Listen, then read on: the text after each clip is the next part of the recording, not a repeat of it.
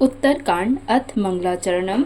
मोर के कंठ की आभा के नीलवर्ण देवताओं में श्रेष्ठ ब्राह्मण भृगु जी के चरण कमल के चिन्ह से सुशोभित, शोभा से पूर्ण, पीताम्बरधारी, कमल नेत्र, सदा परम प्रसन्न, हाथों में बाण और धनुष धारण किए हुए, वानर समूह से युक्त भाई लक्ष्मण जी से सेवित, स्तुति किए जाने योग्य श्री जानकी जी के पति, रघुकुल श्रेष्ठ पुष्पक विमान पर सवार होकर श्री रामचंद्र जी को मैं निरंतर नमस्कार करता हूँ। पुष्पक विमान पर सवार श्री रामचंद्र जी को मैं निरंतर नमस्कार करता हूँ। कौशलपुरी के स्वामी श्री रामचंद्र जी के सुंदर और कोमल दोनों चरण कमल ब्रह्मा जी के, शिव जी के द्वारा वंदित हैं। श्री जानकी जी के कर कमलों से दुलराए हुए हैं और चिंतन करने वाले के मन रूपी भौरों के नित्य संगी हैं, अर्थात चिंतन करने वालों का मन रूपी भ्रमर सदा उन चरण कमलों में बसा रहता है। कुंद के फूल, चंद्रमा और शंख के समान सुंदर गौरवर्ण जगजननी श्री पार्वती जी के पति, वांछित फल के देने वाले, दुखियों पर सदा दया करने वाले, सुंदर कमल के समान नेत्र वाले, कामदेव से छुड़ाने वाले अर्थात कल्याणकारी श्री शंकर जी को मैं नमस्कार करता हूँ। श्री रामचंद्र जी के लौटने की अवधि का एक ही दिन बाकी रह गया, अतएव नगर के लोग बहुत आतुर अर्थात अधीर हो गए। राम के वियोग में दुबले हुए स्त्री पुरुष जहाँ तहाँ सोच विचार कर रहे हैं कि क्या बात है, श्री राम जी क्यों नहीं आए। इतने में ही सब सुंदर शकुन होने लगे और सबके मन प्रसन्न हो गए। नगर भी चारों ओर से रमणीक हो गया, मानो ये सब के सब शुभ चिन्ह के प्रभु के शुभ आगमन को जना रहे हैं। कौशल्य आदि सब माताओं के मन में ऐसा आनंद हो रहा है जैसे अभी कोई कहना ही चाहता है कि सीता जी और लक्ष्मण जी सहित प्रभु श्री रामचंद्र जी आ गए।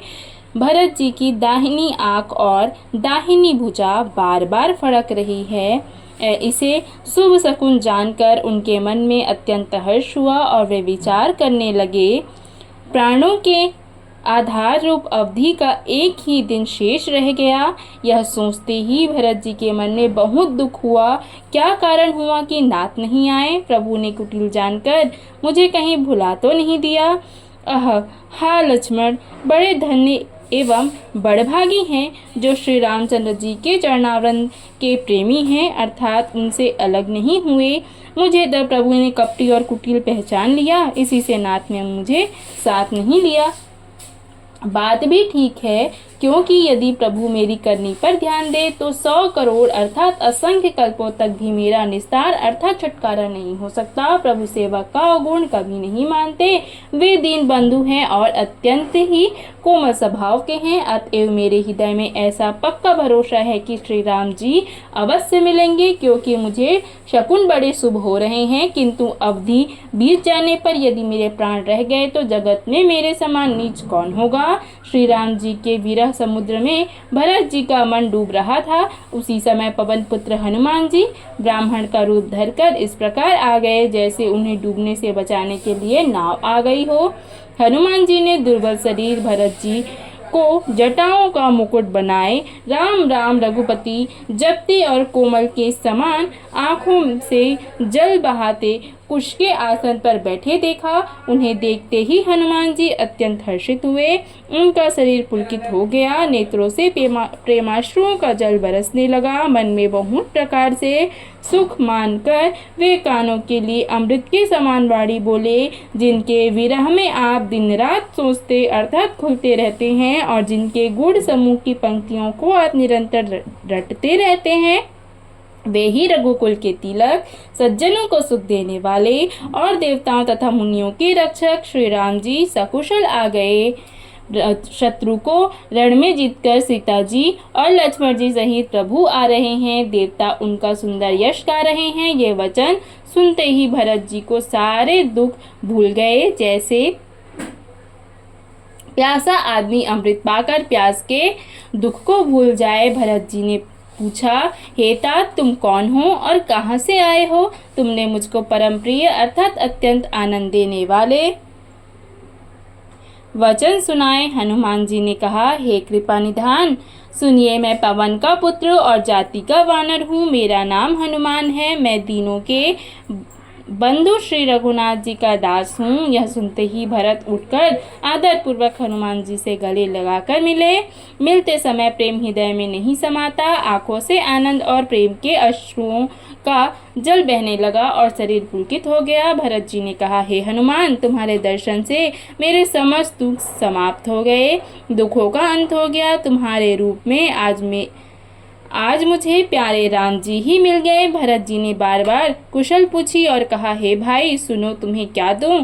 इस संदेश के समान अर्थात इसके बदले में देने लायक पदार्थ जगत में कुछ भी नहीं है। मैंने यह विचार कर देख लिया, इसलिए हे तात, मैं तुमसे किसी प्रकार की भी उऋण नहीं हो सकता। अब मुझे प्रभु का चरित्र अर्थात हाल सुनाओ। तब हनुमान जी ने भरत जी के चरणों में मस्तक झुकाकर श्री रघुनाथ जी की सारी गुणगाथा कही। भरत जी ने पूछा, हे हनुमान, कहो, कृपालु स्वामी श्री रामचंद्र जी कभी मुझे अपने दास की तरह याद भी करते हैं? रघुवंश के भूषण श्री राम जी क्या कभी अपने दास की भांति मेरा स्मरण करते रहे हैं? भरत जी के अत्यंत नम्र वचन सुनकर हनुमान जी पुलकित शरीर होकर उनके चरणों पर गिर पड़े और मन में विचार करने लगे कि जो चराचर के स्वामी हैं वे श्री रघुवीर अपने श्रीमुख से जिनके गुण समूहों का वर्णन करते हैं, वे भरत जी ऐसे विनम्र परम पवित्र और सद्गुण क्यों न हो? हे नाथ, आप श्री राम जी के प्राणों के समान प्रिय हैं। हे तात, मेरा वचन सत्य है। यह सुनकर भरत जी बार बार मिलते हैं, हृदय में हर्ष समाता नहीं है। फिर भरत जी के चरणों में सिर झुकाकर हनुमान जी तुरंत ही श्री राम जी के पास लौट गए और जाकर उन्होंने सब कुशल कही। तब प्रभु हर्षित होकर विमान पर चढ़कर चले। इधर भरत हर्षित होकर अयोध्यापुरी में आए और उन्होंने गुरु जी को सब समाचार सुनाया। फिर राजमहल में खबर जनाई कि श्री रघुनाथ जी कुशल पूर्वक नगर को आ रहे हैं। खबर सुनते ही सब माताएं उठ दौड़ी। भरत जी ने प्रभु की कुशल कहकर सबको समझाया। नगरवासियों ने यह समाचार पाया तो स्त्री पुरुष सभी हर्षित होकर दौड़े। श्री राम जी के स्वागत के लिए दही, दूब, गोरोचन, फल, फूल और मंगल के मूल, नवीन तुलसी दल आदि वस्तुएं सोने के थालों में भर भर कर हथिनी की सी चाल वाली सौभाग्यवती स्त्रियां उन्हें लेकर गाती हुई चली। जो जैसे है जहाँ जिस दिशा में है वे वैसे ही वहीं से उस दिशा में उठ दौड़ते हैं। देर हो जाने के भय से बालकों और बूढ़ों को कोई साथ नहीं लाते। एक दूसरे से पूछते हैं, भाई, तुमने दयालु श्री रघुनाथ जी को देखा है? प्रभु को आते जानकर अवधपुरी संपूर्ण शोभाओं की खान हो गई। तीनों प्रकार की सुंदर वायु बहने लगी। सरयू जी अति निर्मल जल वाली हो गई।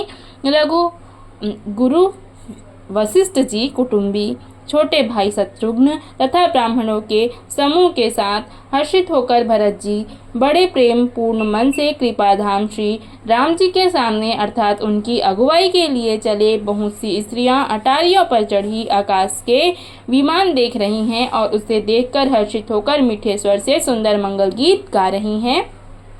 श्री रघुनाथ जी पूर्णिमा के चंद्रमा हैं तथा अवधपुर समुद्र है जो उस पूर्ण चंद्र को देखकर हर्षित हो रहा है और शोर करता हुआ बढ़ रहा है। इधर उधर दौड़ती हुई स्त्रियां उसकी तरंगों के समान लगती हैं। यहाँ विमान पर से सूर्यकुल रूपी कमल के प्रफुल्लित करने वाले सूर्य श्री राम जी वानरों को मनोहर नगर दिखला रहे हैं। वे कहते हैं, हे सुग्रीव, हे अंगद, हे लंकापति विभीषण, सुनो, यह पूरी पवित्र है और यह देश सुंदर है। यद्यपि सबने वैकुंठ की प्रशंसा की है, यह वेद पुराण में प्रसिद्ध है और जगत जानता है, परंतु अवधपुरी के समान मुझे वह भी प्रिय नहीं है। यह बात अर्थात भेद कोई कोई जानते हैं। यह सुहावनी पुरी मेरी जन्मभूमि है। इसके उत्तर दिशा में पवित्र करने वाली सरयू नदी बहती है, जिसमें स्नान करने से मनुष्य बिना ही परिश्रम मेरे समीप निवास पा जाते हैं। यहाँ के निवासी मुझे बहुत ही प्रिय हैं। यह पूरी सुख की राशि और मेरे परम धाम को देने वाली है। प्रभु की वाणी सुनकर सब वानर हर्षित हुए और कहने लगे कि जिस अवध की स्वयं श्री राम जी ने प्रशंसा की है वह अवश्य ही धन्य है। कृपा सागर भगवान श्री रामचंद्र जी ने सब लोगों को आते देखा तो प्रभु ने विमान को नगर के समीप उतरने की प्रेरणा दी। तब वह पृथ्वी पर उतरा। विमान से उतरकर प्रभु ने पुष्पक विमान से कहा कि तुम अब कुबेर के पास जाओ। श्री रामचंद्र जी की प्रेरणा से वह चला। उसे अपने स्वामी के पास जाने का हर्ष है और प्रभु श्री रामचंद्र जी से अलग होने का अत्यंत दुख भी है। भरत जी के साथ सब लोग आए। श्री रघुवीर के वियोग से सबके शरीर दुर्बल हो रहे हैं। प्रभु ने वामदेव, वशिष्ठ आदि मुनि श्रेष्ठों को देखा तो उन्होंने धनुष बाण पृथ्वी पर रखकर छोटे भाई लक्ष्मण सहित दौड़कर प्रभु जी ने गुरु जी के चरण कमल पकड़ लिए। उनके रोम रोम अत्यंत पुलकित हो रहे हैं। मुनिराज वशिष्ठ जी ने उठाकर उन्हें गले लगाकर कुशल पूछी। आप ही की दया में हमारी कुशल है। धर्म की दूरी धारण करने वाले रघुकुल के स्वामी श्री राम जी ने सब ब्राह्मणों से मिलकर उन्हें मस्तक झुकाया। फिर भरत जी ने प्रभु के चरण कमल पकड़ लिए, जिन्हें देवता, मुनि, शंकर जी और ब्रह्मा जी भी नमस्कार करते हैं। भरत जी पृथ्वी पर पड़े हैं, उठाए उठते नहीं हैं। तब कृपा सिंधु श्री राम जी ने उन्हें जबरदस्ती उठाकर हृदय से लगा लिया। उनके सामने शरीर पर रोंवे खड़े हो गए। नवीन कमल के समान नेत्रों में प्रेमाश्रुओं के जल की बाढ़ आ गई। कमल के समान आंखों से जल बह रहा है। सुंदर शरीर में पुलकावली अत्यंत शोभा दे रही है। त्रिलोकी के स्वामी प्रभु श्री राम जी छोटे भाई भरत जी को अत्यंत प्रेम से हृदय से लगाकर मिले। भाई से मिलते समय प्रभु जैसे सुशोभित हो रहे हैं, उसकी उपमा मुझसे कही नहीं जाती। जैसे प्रेम और श्रृंगार शरीर धारण करके मिले और श्रेष्ठ शोभा को प्राप्त हुआ। कृपा निधान श्री राम जी ने भरत जी से कुशल पूछते हैं, परंतु आनंदवश भरत जी के मुख से वचन शीघ्र नहीं निकलते। हे पार्वती सुनो, वह सुख वचन और मन से परे है, उसे वही जानता है जो उसे पाता है। भरत जी ने कहा, हे कौशलनाथ, आपने आर्त अर्थात दुखी जानकर मुझदास को दर्शन दिए, इससे सब कुशल है। विरह समुद्र में डूबते हुए मुझको कृपा निधान ने हाथ पकड़कर बचा लिया। फिर प्रभु हर्षित होकर शत्रुघ्न जी को हृदय में लगाकर उनसे मिले। तब लक्ष्मण और भरत जी दोनों भाई परम प्रेम से मिले। फिर लक्ष्मण जी शत्रुघ्न जी से गले लगकर मिले और इस प्रकार विरह से उत्पन्न दुस्सह दुख का नाश किया। फिर भाई शत्रुघ्न जी सहित भरत जी ने सीता जी के चरणों में सिर झुकाया और परम सुख प्राप्त किया। प्रभु को देखकर अयोध्यावासी सब हर्षित हुए। वियोग से उत्पन्न सब दुख नष्ट हो गए। सब लोगों को प्रेम विहर और मिलने के लिए बहुत आतुर देखकर खर के शत्रु कृपालु श्री राम जी ने एक चमत्कार किया। उसी समय कृपालु श्री राम जी असंख्य रूपों में प्रकट हो गए और सबसे यथा योग्य मिले। श्री रघुवीर ने कृपा की दृष्टि से देखकर सब नर नारियों को शोक से रहित कर दिया। भगवान क्षण मात्र में सबसे मिल लिए। हे उमा, यह रहस्य किसी ने नहीं जाना। इस प्रकार शील और गुणों के धाम श्री राम जी सबको सुखी करके आगे बढ़े। कौशल्या आदि माताएं ऐसे दौड़ी जैसे नई ब्याही हुए गौवें बछड़ों को देखकर दौड़ी हों। जैसे नई ब्याही हुए गौवें अपने छोटे बछड़ों को घर पर छोड़कर परवश होकर वन में चरने गई हो और दिन का अंत होने पर बछड़ों से मिलने के लिए हंकार करके थन से दूध गिराती हुई नगर की ओर दौड़ी हो। प्रभु ने अत्यंत प्रेम से सब माताओं से मिलकर उनसे बहुत प्रकार के कोमल वचन कहे। वियोग से उत्पन्न भयानक विपत्ति दूर हो गई और सबने अगणित सुख और हर्ष प्राप्त किए। सुमित्रा और अपने पुत्र लक्ष्मण जी को श्री राम जी के चरणों में प्रीति जानकर उनसे मिली। श्री राम जी ने मिलते हुए कैकेयी जी के हृदय में बहुत सकुचाई। श्री राम जी से मिलते हुए कैकेयी जी हृदय में बहुत सकुचाई। लक्ष्मण जी भी सब माताओं से मिलकर और आशीर्वाद पाकर हर्षित हुए। वे कैकेयी जी से बार बार मिले, परंतु उनके मन का क्षोभ अर्थात रोष नहीं जाता। जानकी जी सब सासुओं से मिली और उनके चरणों से लगकर उन्हें अत्यंत हर्ष हुआ। सासुएं कुशल पूछकर आशीष दे रही हैं कि तुम्हारा सुहाग अचल हो। सब माताएं श्री रघुनाथ जी का कमल सा चेहरा देख रही हैं। मंगल का समय जानकर वे आंसुओं के जल को नेत्रों में ही रोक रखती हैं। सोने के थाल से आरती उतारती हैं और बार बार प्रभु के श्री अंगों की ओर देखती हैं। अनेक प्रकार से निछावरें करती हैं और हृदय में परमानंद तथा हर्ष भर रहा है। कौशल्या जी बार बार कृपा के समुद्र और रणधीर श्री रघुवीर को देख रही हैं। वे बार बार हृदय में विचारती हैं कि इन्होंने लंकापति रावण को कैसे मारा।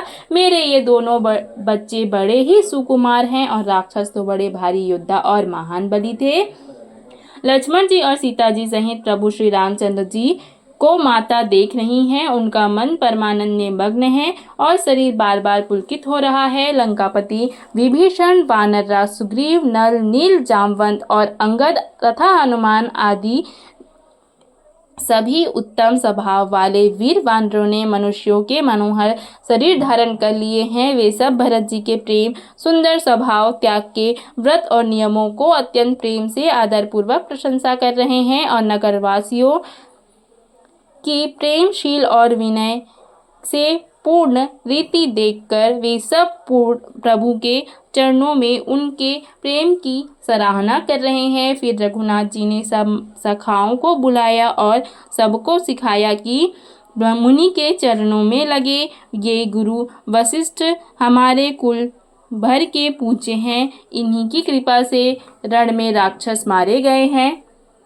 हे मुनि सुनिए, ये सब मेरे सखा हैं। ये संग्राम रूपी समुद्र में मेरे लिए बेड़े अर्थात जहाज के समान हुए। मेरे हित के लिए इन्होंने अपने जन्म तक हार दिए अर्थात अपने प्राणों तक को होम दिया। ये मुझे भरत से भी अधिक प्रिय हैं। प्रभु के वचन सुनकर सब प्रेम और आनंद में मग्न हो गए।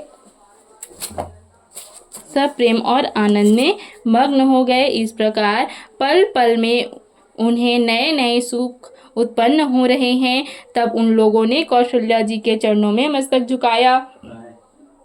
कौशल्या जी ने हर्षित होकर आशीषें दी और कहा, तुम मुझे रघुनाथ के समान प्यारे हो। आनंद कंद श्री राम जी ने अपने महल को चले। आकाश फूलों की वृष्टि से छा गया। नगर में स्त्री पुरुष के समूह अटारियों पर चढ़कर उनके दर्शन कर रहे हैं। सोने के कलशों को विचित्र रीति अलंकृत कर रही और सजाकर सब लोग ने अपने अपने दरवाजे पर रख दिए। सब लोगों ने मंगल के लिए बंधनवार ध्वजा और पताकाएं लगाई। सारी गलियां सुगंधित द्रव्यों से सिंचाई गई। गजमुक्ताओं ने रचकर बहुत सी चौकें पुराई गई। अनेक प्रकार के सुंदर मंगल साज सजाए गए और हर्षपूर्वक नगर में बहुत से डंके बजने लगे।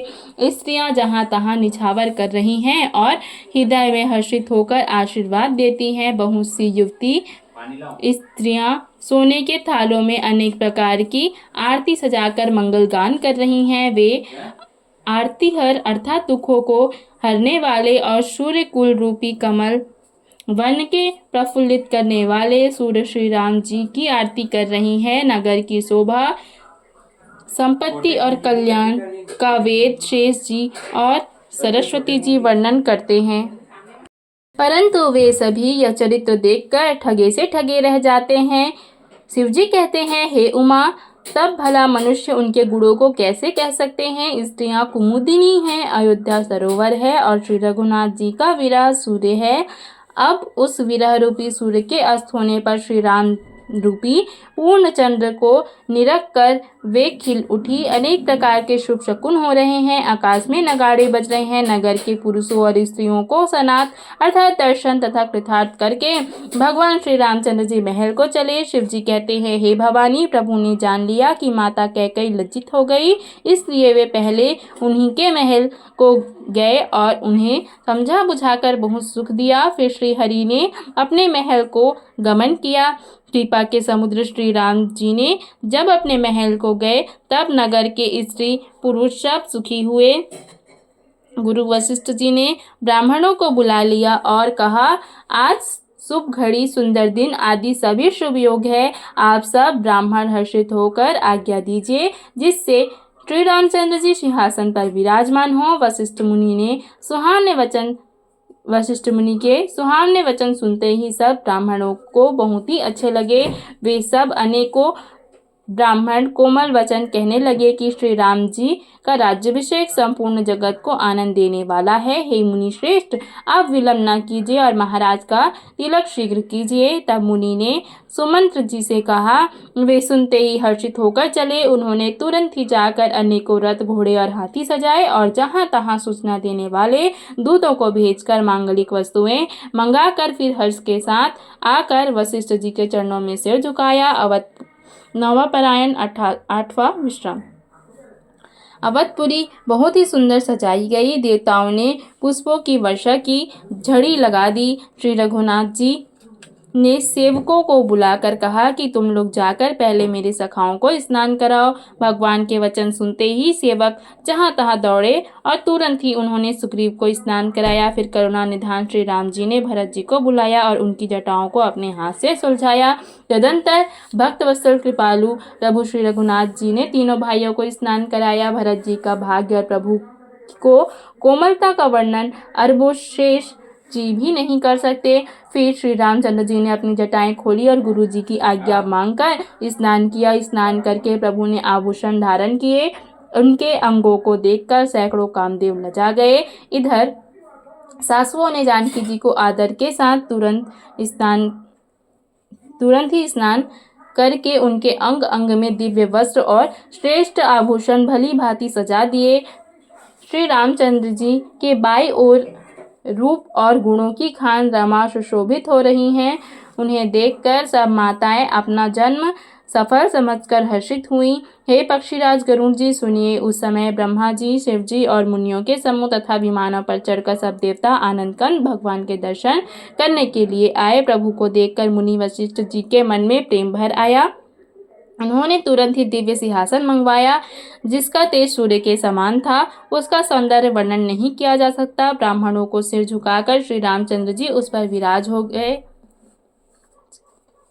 श्री जानकी जी के सहित श्री रघुनाथ जी को देखकर मुनियों का समुदाय अत्यंत ही हर्षित हुआ। तब ब्राह्मणों ने वेद मंत्रों का उच्चारण किया। आकाश में देवता और मुनि जय हो ऐसा पुकार करने लगे। सबसे पहले मुनि वशिष्ठ जी ने तिलक किया। फिर उन्होंने सब ब्राह्मणों को तिलक करने की आज्ञा दी। पुत्र को राज सिंहासन पर देखकर माताएं हर्षित हुई और उन्होंने बार बार आरती उतारी। उन्होंने ब्राह्मणों को अनेक प्रकार के दान दिए और संपूर्ण याचकों को अयाचक बना दिया, अर्थात माला माल कर दिया। त्रिभुवन के स्वामी श्री रामचंद्र जी को अयोध्या के सिंहासन पर विराजित देखकर देवताओं ने नगाड़े बजाए। आकाश में बहुत से नगाड़े बज रहे हैं। गंधर्व और किन्नर गा रहे हैं। अप्सराओं के झुंड नाच रहे हैं। देवता और मुनि परमानंद प्राप्त कर रहे हैं। भरत, लक्ष्मण और शत्रुघ्न जी, विभीषण, अंगद, हनुमान और सुग्रीव आदि सहित क्रमशः छत्र, चंवर, पंखा, धनुष, तलवार, ढाल और शक्ति लिए हुए सुशोभित हैं। श्री सीता जी सहित सूर्यवंश के विभूषण श्री रामचंद्र जी के शरीर में अनेक कामदेवों की छवि शोभा दे रही है। नवीन जल युक्त मेघों के समान श्याम शरीर पर पीतांबर देवताओं के मन को मोहित कर रहे हैं। मुकुट, बाजूबंद आदि विचित्र आभूषण अंग अंग में सजे हुए हैं। कमल के समान नेत्र हैं, चौड़ी छाती है और लंबी भुजा है। जो उनके दर्शन करते हैं वे मनुष्य धन्य हैं। हे पक्षीराज गरुड़ जी, वह शोभा, वह समाज और सुख मुझसे कहते नहीं बनता। सरस्वती जी, शेष जी और वेद निरंतर उसका वर्णन करते हैं और उसका रस महादेव जी ही जानते हैं। सब देवता अलग अलग स्तुति करके अपने अपने लोक को चले गए। तब भाटों का रूप धारण करके चारों वेद वहां आए जहां श्री राम जी थे। कृपा निधान सर्वज्ञ प्रभु ने पहले उन्हें पहचान कर उनका बहुत ही आदर किया। इसका भेद किसी ने कुछ भी नहीं जाना। वेद गुणगान करने लगे, हे सगुण और निर्गुण रूप, हे अनुपम रूप, लावण्य युक्त, हे राजाओं के शिरोमणि, आपकी जय हो। आपने रावण आदि प्रचंड प्रबल और दुष्ट निशाचरों को अपनी भुजाओं के बल से मार डाला। आपने मनुष्य अवतार लेकर संसार के भार को नष्ट करके बहुत कठोर दुख को भस्म कर दिया। हे दयालु, हे शरणागत की रक्षा करने वाले प्रभु, आपकी जय हो। मैं शक्ति सीता जी सहित शक्तिमान आपको नमस्कार करता हूँ। हे हरे, आपकी दुरस्त माया के वशीभूत होने का कारण देवता, राक्षस, नाग, मनुष्य और चर अचर सभी काल, कर्म और गुणों से भरे हुए उनके वशीभूत हुए दिन रात अनंत भव आवागमन के मार्ग में भटक रहे हैं। हे नाथ, इनमें से जिनको आपने कृपा करके कृपा दृष्टि से देख लिया वे माया जनित तीनों प्रकार के दुखों से छूट गए। हे जन्म मरण के श्रम को काटने में कुशल, हमारी रक्षा कीजिए, हम आपको प्रणाम करते हैं। जिन्होंने मिथ्या ज्ञान के अभिमान में विशेष रूप से मतवाले होकर जन्म मृत्यु के भय को हरने वाली आपकी भक्ति का आदर नहीं किया। हे हरि, उन्हें देव दुर्लभ पद को पाकर भी हम उस पद के नीचे गिरते दिखते हैं, परंतु जो सब आशाओं को छोड़कर आप पर विश्वास करके आपके दास ही रहते हैं, वे केवल आपका नाम ही जप कर बिना ही परिश्रम भवसागर से तर जाते हैं। हे नाथ, ऐसे आपका हम स्मरण करते हैं जो चरण शिव जी और ब्रह्मा जी द्वारा पूज्य हैं तथा जिन चरणों की कल्याणमयी रज का स्पर्श पाकर गौतम ऋषि की पत्नी अहिल्या तर गई, जिन चरणों के नख से मुनियों द्वारा वंदित त्रैलोक्य को पवित्र करने वाली देव नदी गंगा जी निकली और ध्वजा, वज्र, अंकुश और कमल इन चिन्हों से युक्त जिन चरणों में वन में फिरते समय कांटे चुभ जाने से